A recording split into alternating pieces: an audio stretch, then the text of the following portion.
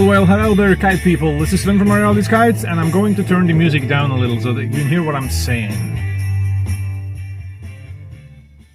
Yeah, like that. Well, it's been almost a month since last time I flew a kite, but today we got sun, we got wind, we got nice weather, warm temperatures, 21, 22, 23 degrees in the shades. Perfect for flying. And I also brought this little guy, GoPro camera with a head mount. So today I'm going to strap this camera on top of my head, shoot some action kite flying, and hopefully that will turn out really nice. So let's go to the beach.